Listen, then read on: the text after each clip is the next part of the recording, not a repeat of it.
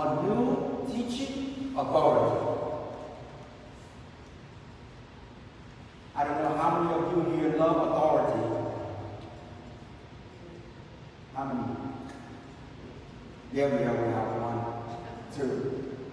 How many of you here love power? High position, good payment. I have to say, this is a true story, that when I was ordained to the diaconate, which is a deacon, they call it transitional deacon. You have to be a deacon first, and 6 months later to a year, you will be ordained to the priesthood. And so, I remember when I was a deacon in Chicago, I preached, like I preach today.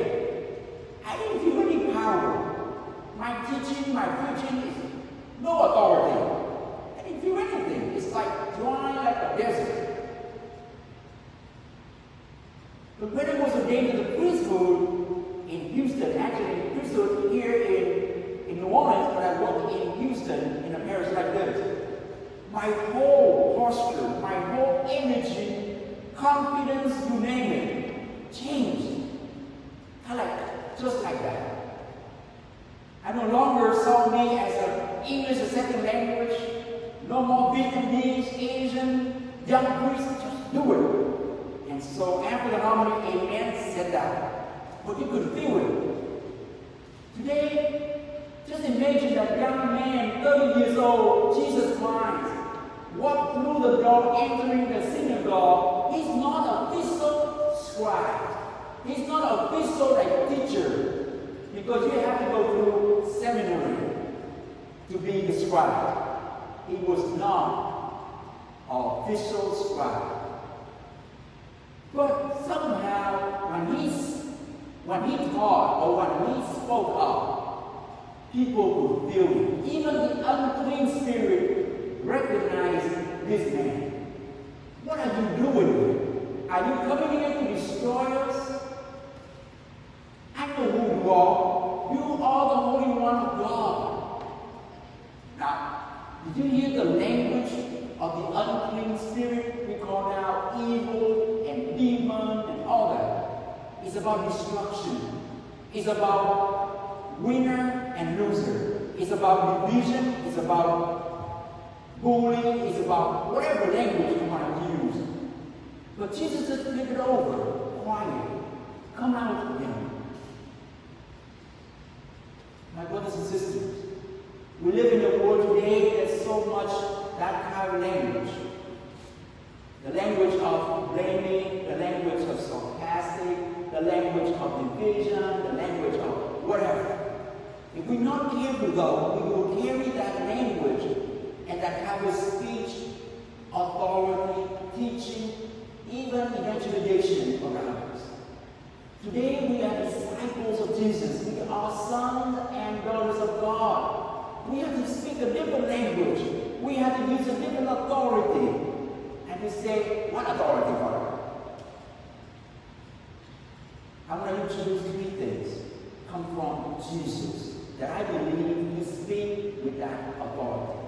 First, he knows and he believes that he is the Son of God. He is a true human and a true divine. That alone already gives you so much power. You don't need a lot of ordination. You do not a lot of motivation from outside and on hand to do that. If we each know that we are born, created in the image and likeness of God, we have a lot of power. And the power to talk, to speak, to tell, the second one called the truth. If you speak the truth, people listen to you. If you speak from your own experience, genuine experience, people will listen to you. Yes? But if you make it up, and if you didn't prepare and you put a show, people know too. Even students know what's going on. You know, today when I see my students or my teachers playing games, watching social media on their smartphone while they're teaching, or even in the hallway. That bugs me. That gives me a lot of red flag there. What are you doing here? Playing games, watching news or whatever in front of your students? That is not presenting who you are and what you're truthful doing here. You know what I'm talking about? When I was a mechanic, this is before seminary, and we didn't have a lot of calls coming in, so I was sitting there doing nothing. And back then, we didn't have even cell phone yet. My boss said, you have to find something to do. You can't just sit there and do nothing. Wash your tools, organize your tools. And so that's what I'm talking about. Sometimes that we don't do what we're supposed to do. And the third thing that I think is very important, a teacher, a preacher who teaches with authority has to heal. The language, the message of healing. You see, when Jesus healed this unclean spirit guy, he recognized the difference between sinner and sin.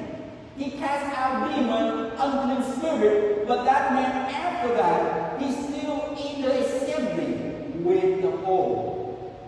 A lot of times we cast out demon and then we destroy the man too. You know what I'm talking about? A lot of times we don't see the difference between the mistake and the person who did that mistake. A lot of times we even don't remember where that mistake came from, and we just condemn the person. Jesus does not come to condemn, but to save us, to heal us, to embrace us, to give us another chance to go and celebrate our life. And that is the authority of bringing people together, healing people, celebrating their lives together. And so today, my brothers and sisters, if we have this plea in our teaching, in our daily practice, I believe whatever you say, people will listen. They not listen by their ears, but they listen by their eyes. Today, my young people, they don't listen with their ears. They're playing games while we're talking to them, but they know. They know our example, our action. And Jesus preached with his action, his love, his forgiveness, his healing, his mercy. And so, as we celebrate Catholic School Week, I'd like to invite you to pray together, help each other, especially for our young generation today. Because they lost so many times because they don't have good direction.